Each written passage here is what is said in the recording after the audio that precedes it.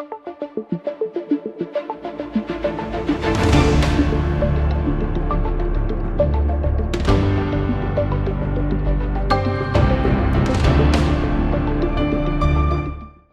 मजाक कर रहे हैं बिहार के लोगों के साथ। सरकार अलाउड माफ कर देती है, इसीलिए तो लोग गरीब है। इसीलिए गरीबी। हाँ, आप यहाँ लिख रहे हैं कि पुस्तक में बिहार गरीबी संघर्ष समस्या। आप जर्सी गाय खरीदने की या ऐसे जानवर खरीदने की जो 50,000, 70,000, 20,000, कहाँ है जनता के पास इतना पैसा कि वो इतने महंगे पशु खरीदे, उनकी सेवा करे? बताइए आप। रिच होने के लिए पैसा होना जरूरी नहीं है। हमें सोने, रोने या मरने की जरूरत नहीं है, लेकिन सरकार को लोग चाहिए स्लीपिंग मनी, क्योंकि बिना काम किए यदि पैसा मिले तो हम काम क्यों करें।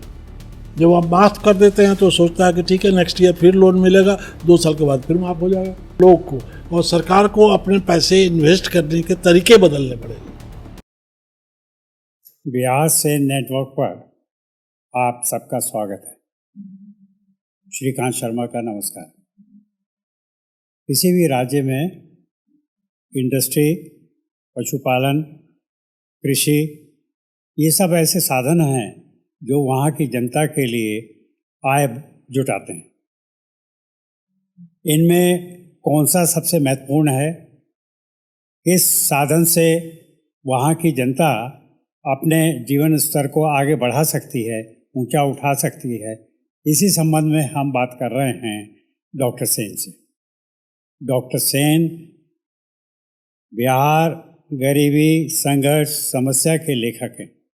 उन्होंने अपनी पुस्तक में इन सब विषयों को छुआ है और गहराई से अध्ययन किया है।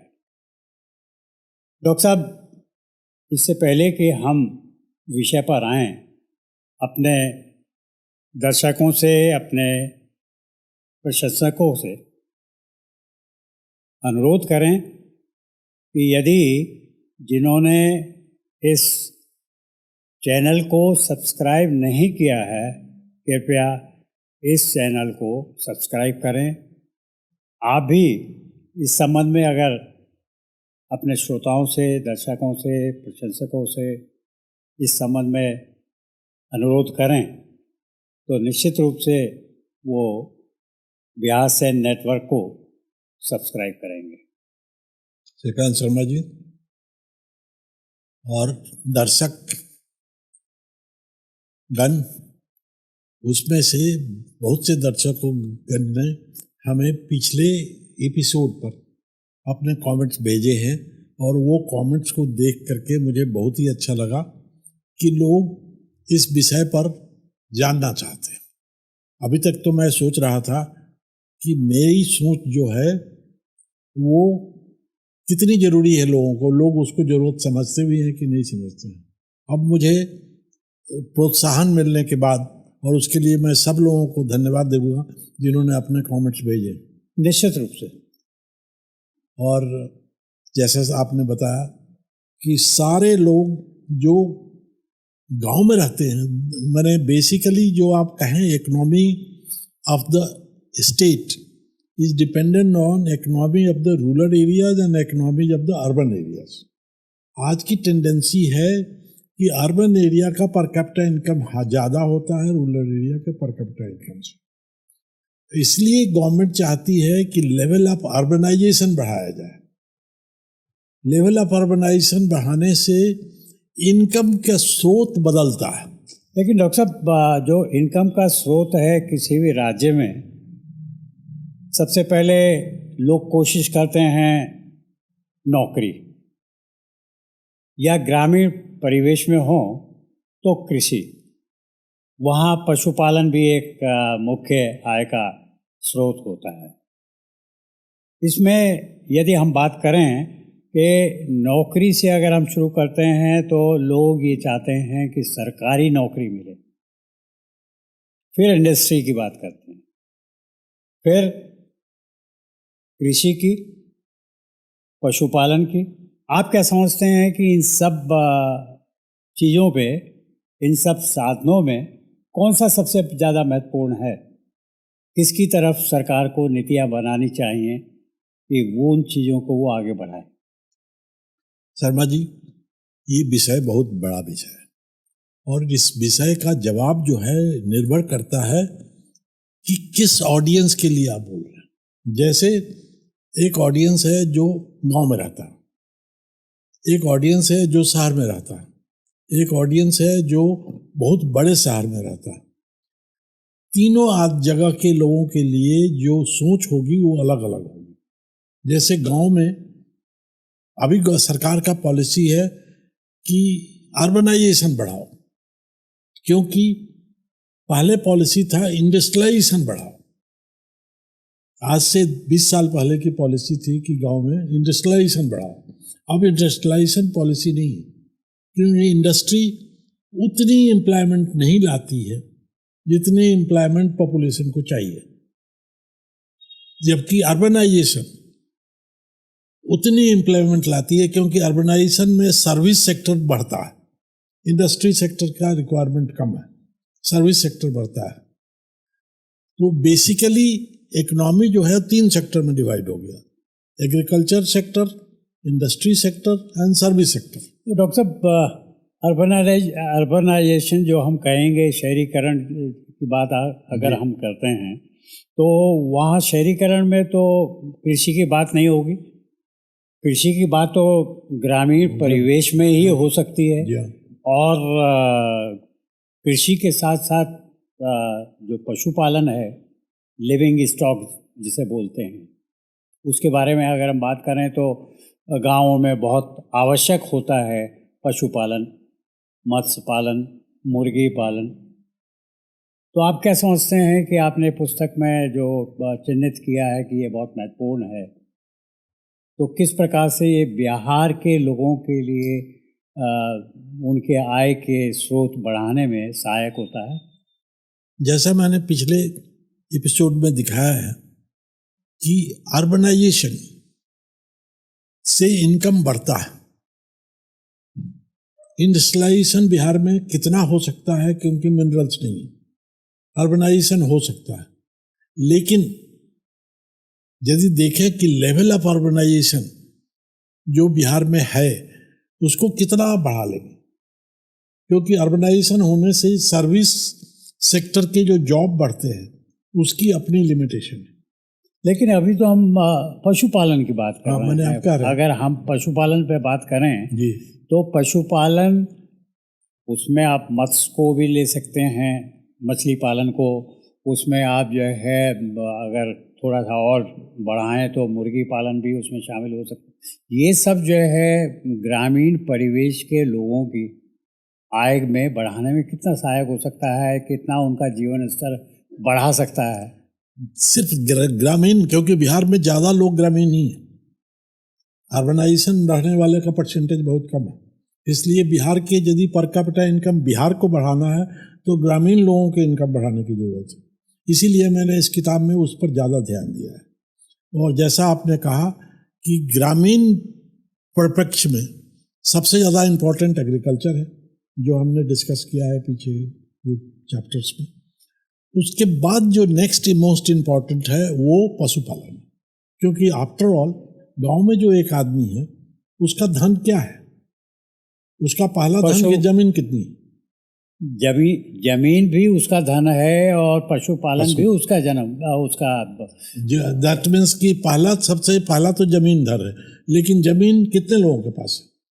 20% के पास लोगों के पास जमीन है। 80% के पास 20% लोगों के पास 80% जमीन है और बाकी 80% लोगों के पास 20% जमीन है। लेकिन डॉक्टर साहब, जब आप कहते हैं जमीन कम लोगों के पास है तो बटाई पर भी तो जमीन दी जाती है। वो एक अलग सब्जेक्ट है जिस पर आएंगे हम।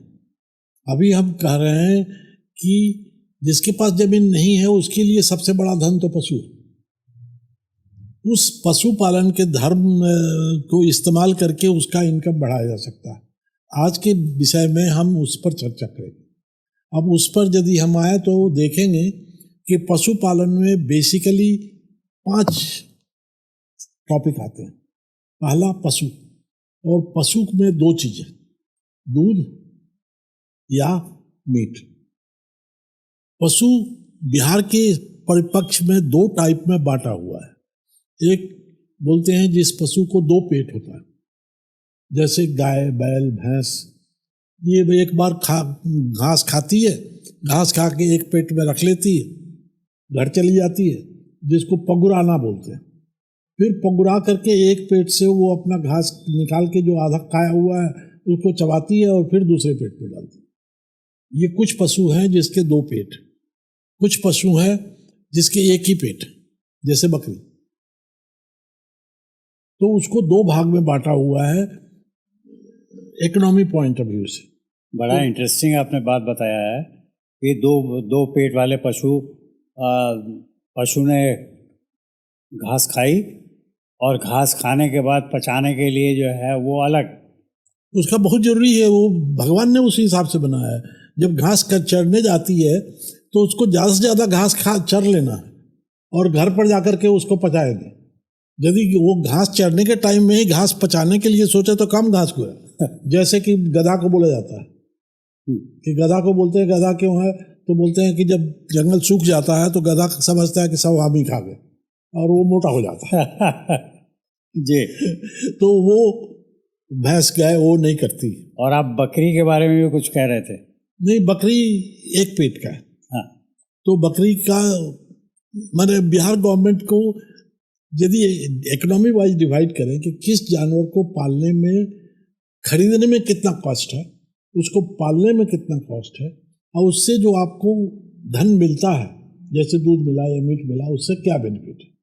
तो एक इकोनॉमिक्स, वो इकोनॉमिक्स दो पेट वाले का अलग है और वो इकोनॉमिक्स एक पेट वाले को अलग है, और वो इकोनॉमिक्स एक ऐसे पेट वाले का कि जिसका इनकम मीट से ज़्यादा उसके बाल पर है। जैसे भेड़ा को लोग इसलिए नहीं पालते हैं, खाते हैं। भेड़ा को इसलिए पालते हैं कि उसके बाल हैं और उसके बाल जो हैं वो ऊन के काम में आते हैं, गरम कपड़े बनते हैं। गरम कपड़े बनते हैं। लेकिन अब क्या प्रॉब्लम है कि पैसे कम हो गए तो भेड़ा को मार के खा गए, उसका मीट काम आ गया।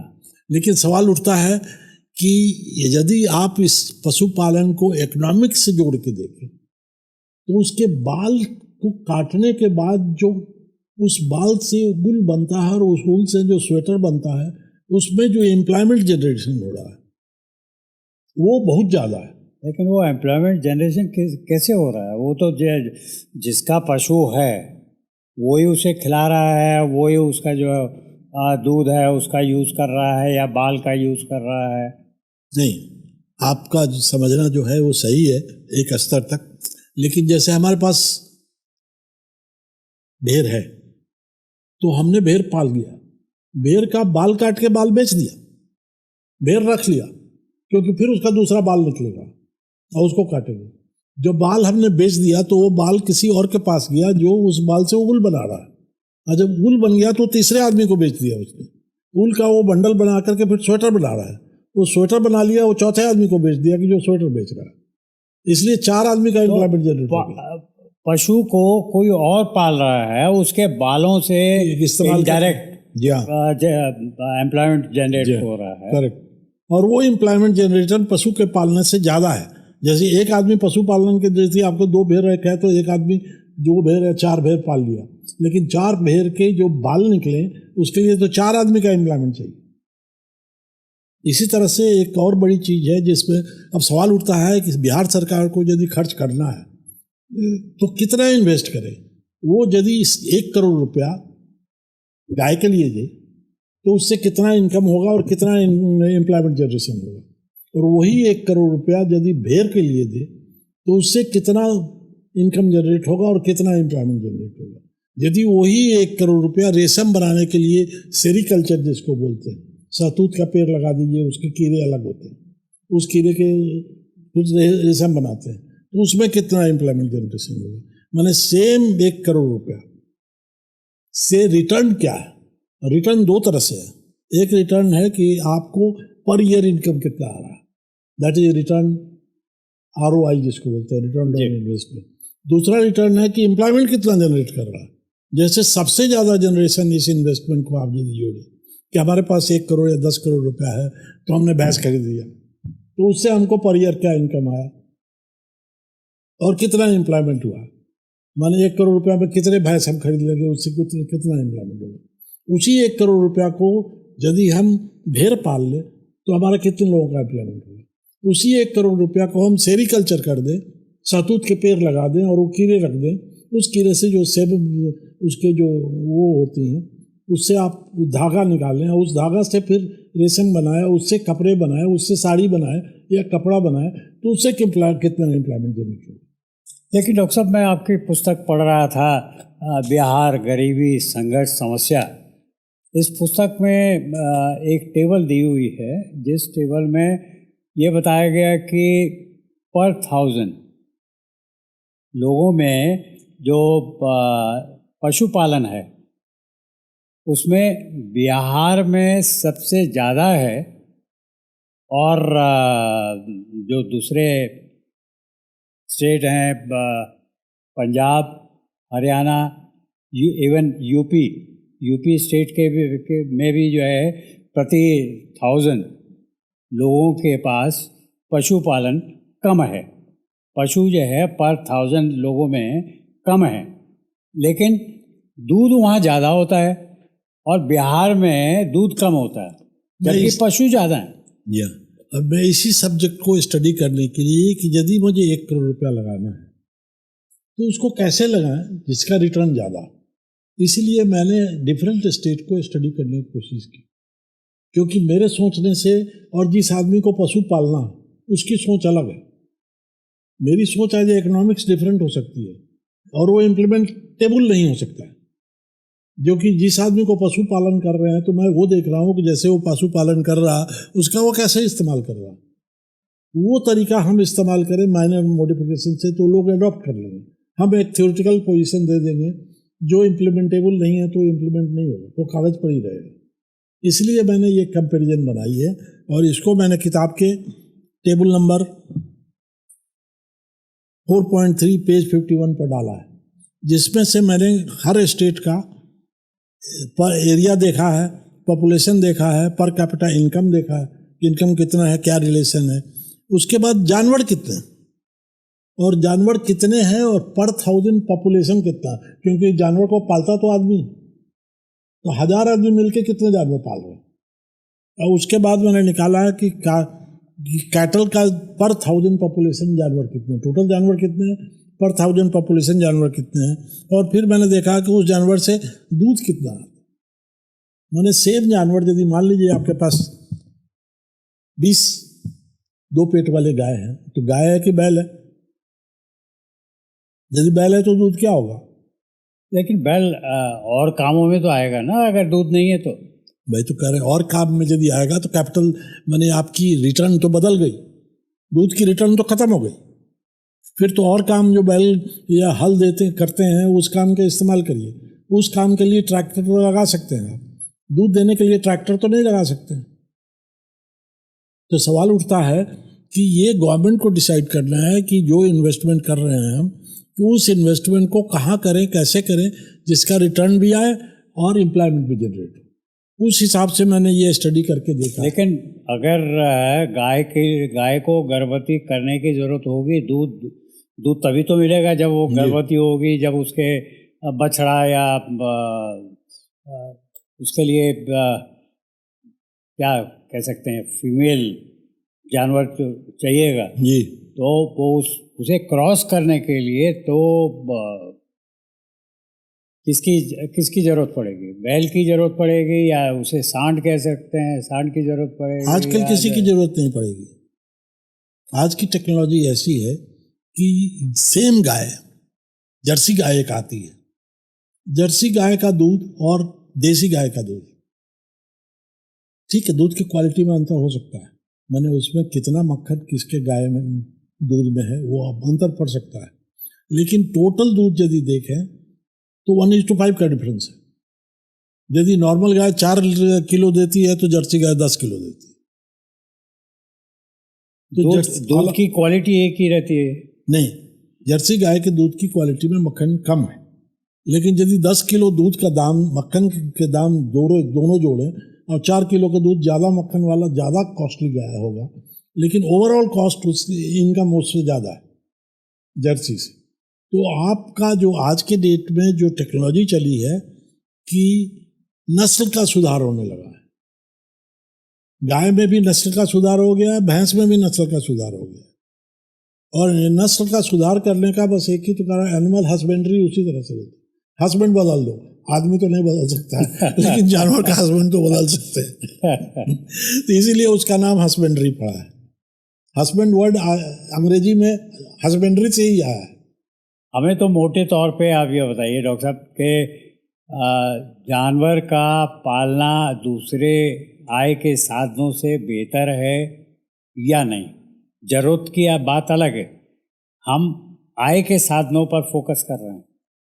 हम जब आप कहते हैं उस सवाल को दूसरे एंगल से देखते हैं, हमारे पास पैसा कितना है और इन्वेस्ट कहाँ करना है, हम एज इकोनॉमिक्स देख रहे हैं, क्योंकि best utilization of the money. यदि उसी पैसा को हम एग्रीकल्चर करके एग्रीकल्चर से इनकम बढ़ा सकते हैं तो वो भी एक अल्टरनेटिव है जो हम देखेंगे। यदि उसी इनकम को हम एनिमल हस्बेंड्री करके एनिमल करके कर दिया तो एक हुआ, लेकिन एनिमल हस्बेंड्री करके उसके ब्रीड बढ़ा दी, उसका दूध का उत्पादन बढ़ा दिया तो वो अलग हो गया। हस्बेंड्री की ज़रूरत इसीलिए पड़ रही है कि ब्रीड का इम्प्रूवमेंट जरूरी है, क्योंकि आजकल जो है ये हर जगह, सिर्फ गाय में नहीं हुआ, गाय में, भैंस में, मुर्गी में, पिग में, ये सब जगह नए टाइप के ब्रीड आ गए। नए टाइप के जो ब्रीड आ गए हैं वो नए टाइप के ब्रीड इकोनॉमिक्स को बहुत ज़्यादा अंतर कर रहा है। जैसे मुर्गी को ले लीजिए, हिंदुस्तानी मुर्गी जो है दिन भर में, माने महीने में ज़्यादा से ज़्यादा 9-10 अंडे देती है। आजकल एक बॉयलर का आता है, बॉयलर मुर्गी जो है, लेयर उसको बोलते हैं, वो 24 अंडे देती है। अब सवाल उठता है उसका ब्रीड अलग है। मैंने नॉर्मल मुर्गी को 24 अंडे देने बोलिएगा तो नहीं देगी, आप कितना भी खिला लीजिए उसको। डॉक्टर साहब, मैं एगिटेरियन नहीं हूँ, इसलिए जो आपने बात कही वो मैं कम समझ पाऊँगा, लेकिन हमारे वो दर्शक जो अंडा खाते हैं, जो मुर्गी खाते हैं, आपकी बात वो बेहतर ढंग से हो सकता है कि समझ सकें। लेकिन मैं ये समझना चाहूँगा कि मत्स्य पालन, मुर्गी पालन, आपने गाय भैंस की बात कही, पशुपालन, बकरी की भी बात आपने बीच में कही, तो सबसे बेहतर कौन सा जानवर पाला जाए जिससे हमारे आय के साधन बढ़ें और बिहार जो है उसका आम आदमी, बिहार की जनता का, वो अपने आय के स्रोत को बढ़ा सके? ठीक है, आपका कहना मैं 100% मानता हूँ कि आप वेजिटेरियन हैं, ठीक है, लेकिन हम वेजिटेरियन एगिटेरियन भी नहीं हूँ। एगिटेरियन भी नहीं है, तो एगिटेरियन और वेजिटेरियन और नॉन वेजिटेरियन के पीछे मैं नहीं जा रहा हूँ। मैं जा रहा हूँ कि गांव के लोगों का इनकम कैसे बढ़ाया जा सके। आप मत खाइए, मुर्गी पालिए, अंडा बेच दीजिए। आपको अंडा खाने कौन बोल रहा है? आप मुर्गी पालिए और मुर्गी का मीट बेच दीजिए, आपको खाने हम थोड़ी बोल रहे हैं। तो आप सवाल उठता है आपके पास, यदि हम 1000 रुपये दे दें तो आप 1000 रुपये में क्या कर लेंगे? 1000 रुपये में भैंस तो खरीद नहीं सकते, गाय तो खरीद नहीं सकते, तो क्या खरीद लेंगे? लेकिन मुर्गी 50 खरीद सकते, 50 मुर्गी खरीद करके पालना शुरू करिए तो आपका इनकम जनरेट हो सकता है। लेकिन डॉक्टर साहब, वो मुर्गियाँ मैं रखूँगा कहाँ? मेरे पास जगह कहाँ है? उसमें भी एक सवाल उठता है अगेन। वो सवाल ये है कि आप कमर्शियल बेसिस पर पाल रहे हैं कि नॉन कमर्शियल बेसिस पर पाल रहे हैं? मुझे तो आय का साधन बढ़ाना, अपना जीवन स्तर ऊंचा करना है। जी हाँ, वो सवाल यही है कि commercial basis, non commercial basis का मतलब है कि ये नहीं कि आपने जर्सी गाय खरीद ली और खिला वही रहे हैं जो देसी गाय को खिला रहे हैं, तो वो 10 किलो दूध नहीं देगी, उसका खाना भी डिफरेंट है। उसी तरह से मुर्गी, देसी मुर्गी को तो आप खिलाते नहीं, वो तो दौड़ दौड़ के खा लेती है। लेकिन यदि आप बॉयलर लेयर मुर्गी खरीदते हैं तो उसको तो बैठा के खिलाना पड़ेगा आपको, और वो खिलाना, वो दाना खाती है, वही दाना खाती है जो आदमी खाता है। गाय बैल में तो आपको फायदा है कि गाय बैल जो आप खाते हैं उसका कंपटीटर नहीं है, लेकिन मुर्गी तो वही खाती है जो आप खाते हैं। डॉक्टर साहब, आप मजाक कर रहे हैं बिहार के लोगों के साथ। आप यहाँ लिख रहे हैं कि पुस्तक में बिहार गरीबी संघर्ष समस्या। आप जर्सी गाय खरीदने की या ऐसे जानवर खरीदने की जो ज़्यादा जिसके लिए पैसा चाहिए, 50,000, 70,000, 20,000, कहाँ है जनता के पास इतना पैसा कि वो अ, महंगे पशु खरीदे, उनकी सेवा करे? बताइए आप। या सवाल उठता है कि जितना पैसा है, अभी अभी मैं एक स्टडी कर रहा था, मधुबनी एक डिस्ट्रिक्ट है, मधुबनी डिस्ट्रिक्ट के लोग हर साल बैंक में पैसा जमा करते हैं और बैंक से पैसा निकालते हैं, उसको डेबिट क्रेडिट रेशियो देखते हैं। बिहार का डेबिट क्रेडिट से बहुत कम है, माने बिहारी लोग जो मिल करके पैसा बैंक में जमा करते हैं उस पैसा को यूटिलाइज नहीं करते हैं, वो इंटरेस्ट जमा कर लेते हैं और वो पैसा चला जाता है बॉम्बे, या पैसा चला जाता है मद्रास, या पैसा चला जाता है आंध्र प्रदेश, जो लोन लेकर के फिर उससे यूटिलाइज करते हैं। तो डेबिट क्रेडिट रेशियो है कि बिहार का, जैसे कि लोग, मैंने अभी अभी फिगर देख रहा था, अभी तक एग्जैक्टली याद नहीं है, कि जितने करोड़ रुपए जमा होते हैं बिहार के बैंक में उसका 60% से ज़्यादा लोन नहीं लेते, 40% पैसा उसका बिहार से बाहर जाता है। वो 40% का पैसा यदि बिहार में यूटिलाइज हो जाए तो कमी ही नहीं है पैसे की, सरकार को पैसा खर्च करने की जरूरत ही नहीं है। लेकिन सरकार को लोग चाहिए स्लीपिंग मनी, मैंने सोए सोए हमको इंटरेस्ट का पैसा आता रहे। यदि मेहनत नहीं करनी पड़े, मतलब आप लोन लेंगे तो मेहनत करना पड़ेगा ना भाई, बैंक से लोन लेंगे तो मेहनत करना पड़ेगा, लोन रिपे भी करना पड़ेगा, काम भी करना पड़ेगा। जैसे लोन लेकर आपने भैंस खरीद लिया तो भैंस तो पालना पड़ेगा ना, उसको खिलाना पड़ेगा। लेकिन सरकार तो कई बार लोन माफ कर देती है।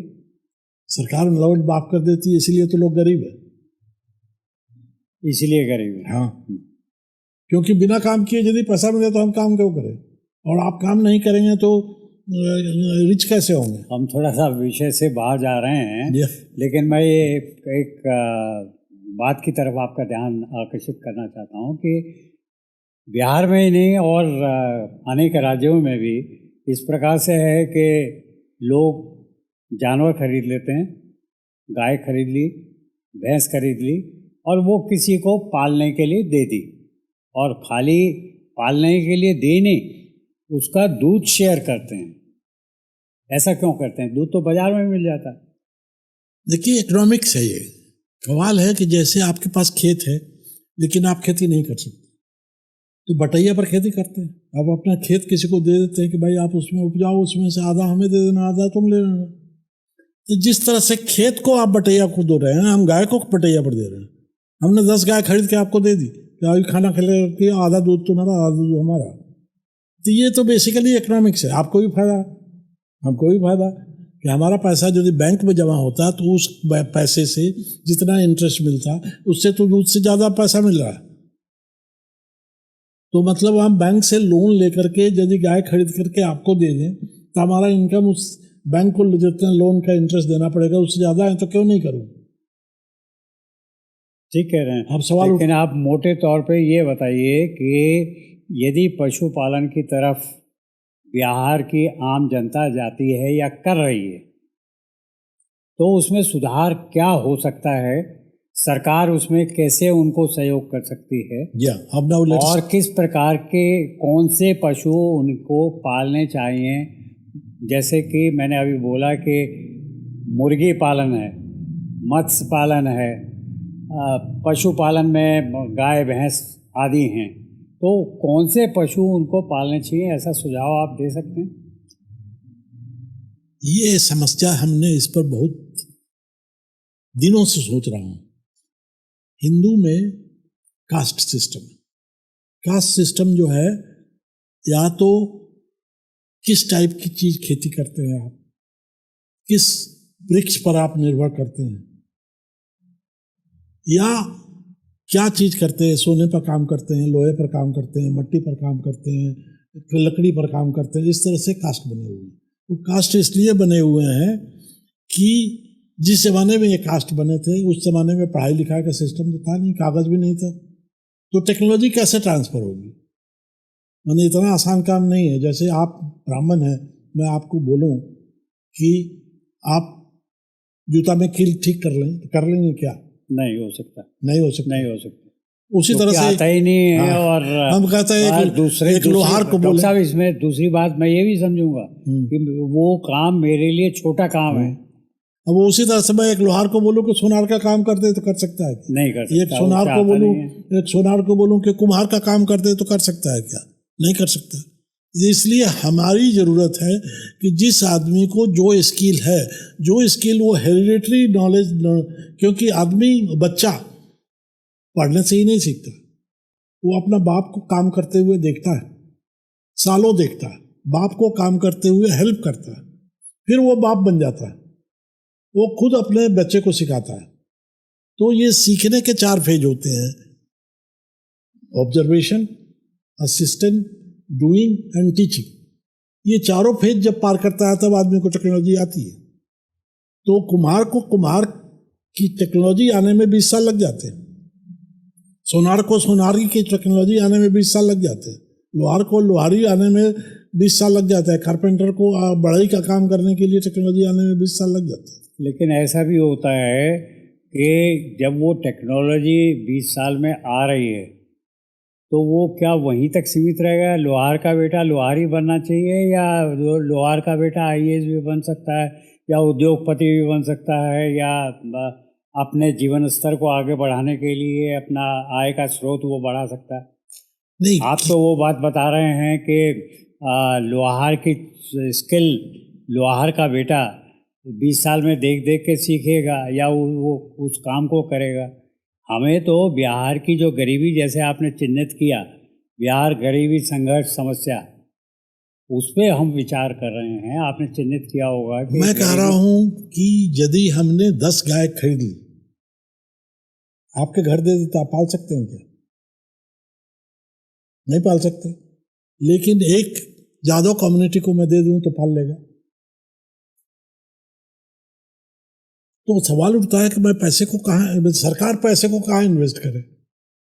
और मैं ये नहीं कह रहा हूं कि यादव मिनिस्टर ना बने या यादव डीएम नहीं बने, मैंने उसको फ्री है कुछ भी करे, लेकिन यदि इन्वेस्टर को इन्वेस्ट करना है तो ऐसे आदमी को देगा जिसमें वो अपने को सुरक्षित समझता है।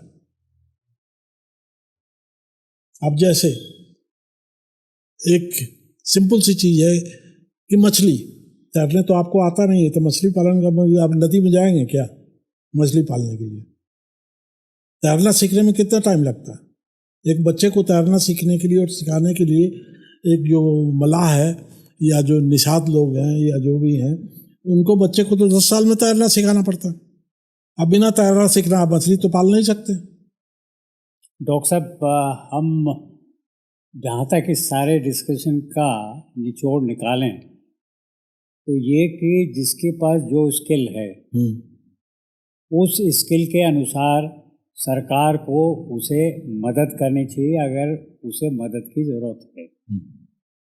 और दूसरी चीज़ ये है कि चाहे टेक्नोलॉजी हो, चाहे फाइनेंस का मामला हो, किसी के पास पैसा नहीं है और उसे अगर पशुपालन करना है तो उसको पशु खरीदने के लिए पैसा मुहैया कराए, लोन देकर या लोन माफ़ करके, या कैसे भी बिहार की जनता को आगे बढ़ाना है, उनके आय के स्रोत को बढ़ाना है। आय को स्रोत को बढ़ाना है तो जितने पैसे हैं उसका बेस्ट यूटिलाइजेशन होना चाहिए। उस पैसे को ऐसी जगह नहीं लगा दें कि वो कुछ रिटर्न ना दे। जैसे आपको ऐसे पैसे लगा दिए जिसको आप इस्तेमाल ही नहीं कर सकते, पड़ा हुआ है, और उसी पैसे को आपने इस्तेमाल करके 3 गुना 4 गुना कर दिया 5 साल में, तो डिपेंड करता है कि आप वहाँ से पैसे लगाएं जहाँ पर आपके पैसे का रिटर्न आए। सरकार ऐसे लोगों को पैसा दे जो उसको उसका इस्तेमाल कर सकते हैं। इस्तेमाल करे, अपने आय का स्रोत बढ़ा सके, अपने जीवन का स्तर बढ़ा सके और सरकार का पैसा वापस कर सके। करेक्ट। और उस पैसे को सरकार किसी और को दे सके उसके अपने जीवन स्तर को आगे बढ़ाने के लिए। जी, मैंने पैसे का उपयोग ऐसे तरह से हो, ऐसा करना चाहिए ताकि उस पैसे से जिसको हमने पैसा दिया है उस पैसे को यूटिलाइज कर सके। जैसे मान लीजिए हमने किसी को पैसे दे दिए, बोला कि 9% इंटरेस्ट बहुत है, बैंक से मिल रहा, जमा कर दो, 9% लेते रहेंगे। तो ये बात तो सही है, लेकिन सरकार को पैसे कब वापस करोगे? लेकिन उसको जिसको हम पैसे दे रहे हैं वो तो कम से कम 20% कमाए। यदि 20% नहीं कमाता है तो उसको पैसे देना बेकार है। फिर तो वो आप जो लोन देते हैं वो लोन को अपना इनकम समझता है और आप माफ कर देते हैं, तो उसका समझ बहुत पक्का हो जाता है। जब आप माफ कर देते हैं तो सोचता है कि ठीक है नेक्स्ट ईयर फिर लोन मिलेगा, 2 साल के बाद फिर माफ हो जाएगा। सरकार को इस तरफ ध्यान देना चाहिए। हाँ, मैंने उसको इस्तेमाल की, मैंने लोन को रिपेमेंट करने की कैपेसिटी हो उस तरह से लोन, जैसे बैंक करती है, बैंक पहले अप्रेज करती है कि इस आदमी को लोन दे या ना दे, उस तरह से सरकार लोन देने के पहले सोचे, लोन का इस्तेमाल करे और उसका ऐसे आदमी को दे जिसको पैसे को इस्तेमाल करके वो बढ़ा दे। डॉक्टर साहब, आप हमारे स्टूडियो में आए, आपका बहुत बहुत धन्यवाद। ये 1 मिनट में और जरा सा कंप्लीट कर दूं। जैसे मैंने देखा, इसी सब्जेक्ट पर बात कर रहे थे कि मैंने जब देखा कि बिहार में कितने जानवर हैं, तो आपको देखेंगे कि इस लिस्ट में जो हमने बनाई है, उस लिस्ट में जो 4.2 जो मैंने लिस्ट बनाई है 50 पेज पे, हाँ 50 पेज पर, हाँ, तो उसमें बिहार में देखेंगे आप, बिहार में 1,22,000 जानवर है, जो करीब करीब 122 जानवर पर 1000 पॉपुलेशन बनता है और 277 ग्राम दूध आता है।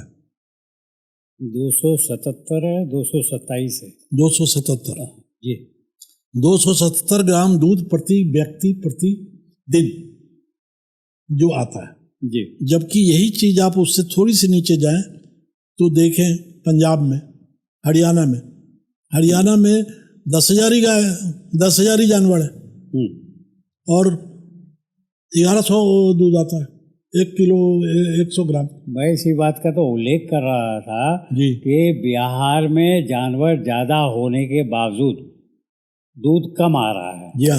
और पंजाब, हरियाणा और यूपी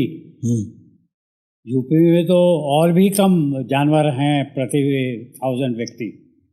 इसका मतलब यही हुआ कि इफेक्टिव यूटिलाइजेशन ऑफ एसेट्स नहीं हो रहे हैं।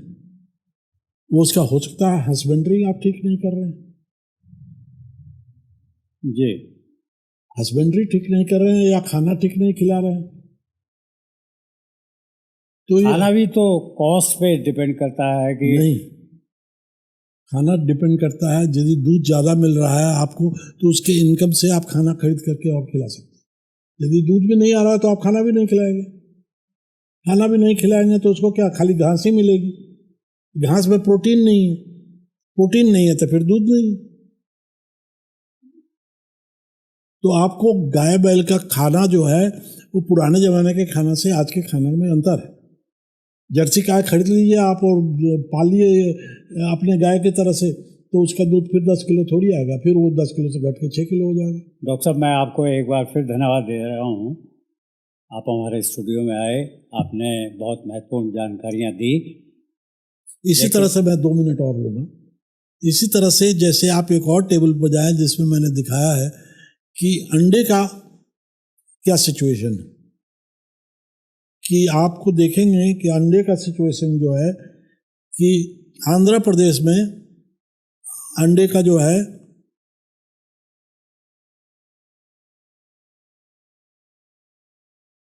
400 अंडा प्रति व्यक्ति प्रति साल है, जबकि बिहार में 27 अंडा है।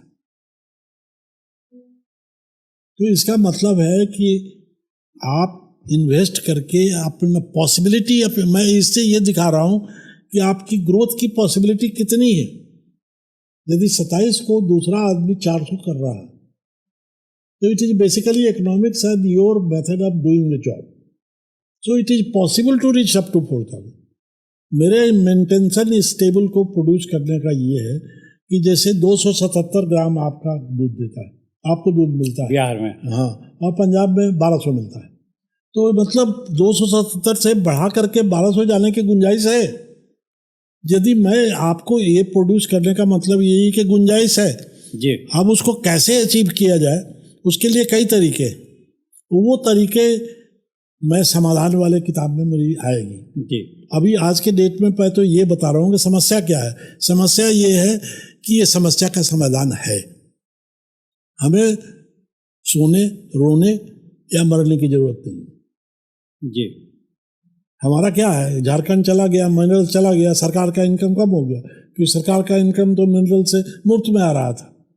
सरकार रो रही है कि स्पेशल स्टेटस दे दो, सरकार का इनकम कम हुआ, इंडिविजुअल का इनकम थोड़ी कम हुआ। भाई लोहा अब नहीं आ रहा है, कोयला नहीं आ रहा है, तो बिहारी आदमी को कौन सा लोहा खा रहा था या कोयला खा रहा था? वो तो सरकार के पास, सरकार का इनकम कम हुआ, आदमी का इनकम तो कम नहीं हुआ। जब आदमी का इनकम कम नहीं हुआ तो आपका इनकम बढ़ाने का जो पॉसिबिलिटी है कि 277 ग्राम से बढ़ा के 1200 आप कर रहे हो, वो क्यों नहीं कर रहे हो?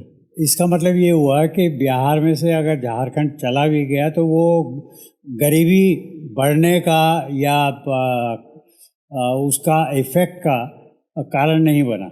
एक मिनट, बिहार शब्द जब इस्तेमाल करते हैं तो बिहार सरकार अलग है और बिहार में रहने वाले लोग अलग हैं। बिहार सरकार की गरीबी बढ़ गई क्योंकि वो मिनरल से जो इनकम आ रहा था बंद हो गया। मैं भी वही कह रहा हूँ कि बिहार में जो गरीबी है वो झारखंड के रहते हुए भी थी। हाँ, इसका मतलब ये हुआ झारखंड के अगर निकल झारखंड के 5वें पोजीशन में फिर भी थे जी, 5वें पोजीशन से निकल के सबसे नीचे से लोएस्ट पे चले गए। हाँ, लेकिन बिहार सरकार की, हाँ, लेकिन हम तो बिहार की जनता की बात कर रहे हैं। बिहार की जनता की 2-5 साल पहले भी गरीबी उतनी ही थी, इसलिए दोनों में अंतर करना पड़ेगा आपको कि सरकार को, हाँ, सरकार को और लोग को, और सरकार को अपने पैसे इन्वेस्ट करने के तरीके बदलने पड़ेंगे ताकि लोगों की इनकम बढ़े। अभी सरकार अपनी इनकम बढ़ाने की कोशिश कर रही है। सरकार ने रोड बना दिया, रोड पर बहुत पैसे खर्च कर दिए, तो उसके रोड के बगल वाला जिसका घर है उस गांव में, उसका इनकम बढ़ गया क्या? रोड से तो उसका इनकम तो नहीं बढ़ता। लेकिन अगर उसका मकान अपना है तो रोड के साथ अगर मकान है तो उसकी कीमत तो बढ़ेगी ना, जमीन रोड की कीमत बढ़ी, मंथली इनकम बढ़ी क्या? खाना खर्चा आपको मंथली होता है, घर के रोड जमीन का दाम और घर का दाम बढ़ जाने से आपको खाने का इनकम बढ़ जाता है क्या? नहीं, उससे तो नहीं बढ़ेगा। नहीं बढ़ेगा। तो हम समझते हैं रोड बना देने से रोड के बगल के गांव हैं उनका इनकम बढ़ जाएगा क्या? नहीं बढ़ेगा। सब कनेक्टिविटी तो चाहिए ना, रोड तो चाहिए ना। ठीक है, लेकिन किसका इनकम बढ़ रहा है? जिसकी कार है। पहले कार पर वो नहीं चल सकता था, अब कार है, उसका इनकम बढ़ रहा है, उसकी कनेक्टिविटी बढ़ रही है। हम तो पैदल जाते हैं, हमारे पास तो कार है नहीं, हमारी इनकम थोड़ी बढ़ रही है। लेकिन किसी की तो बढ़ रही है, किसी के बढ़ने दीजिए। पंजाब की इनकम तो बहुत ज्यादा है, तो फिर रो क्यों रहा है? वो भी तो कोई है, हिंदुस्तानी ही है। कर्नाटका का इनकम इतना ज्यादा है और केरला का इतना इनकम ज्यादा है, तो हम रो क्यों? नहीं, हम तो बिहार की गरीबी की बात कर रहे हैं, बिहार के आम जनता की गरीबी की। और आम जनता जो है पशुपालन वहाँ करती है, सरकार तो नहीं करती ना पशुपालन। सरकार पशुपालन करने के लिए क्या सुविधा देती है ये इस पर निर्भर करता है। पशुपालन करने के लिए क्या सुविधा देती है, जैसे फॉर एग्जांपल सिंपल सी बात बताया, पशुपालन में 2 चीज मेन है, एक एनिमल हस्बेंड्री और दूसरा उसका रखरखाव और तीसरा उसका खाना। ये तीनों चीज में सरकार क्या कर रही है? और पंजाब का अपना बिहार सरकार पंजाब की सरकार से तुलना करे, इस तीनों चीज में पंजाब की सरकार क्या कर रही है, सीखने के लिए काफी है। बिहार में भी वही IAS ऑफिसर्स हैं जो पंजाब में है। ये नहीं है कि इंटेलिजेंस नहीं है, इंटेलिजेंस है, लेकिन उस इंटेलिजेंस का इस्तेमाल कैसे करें।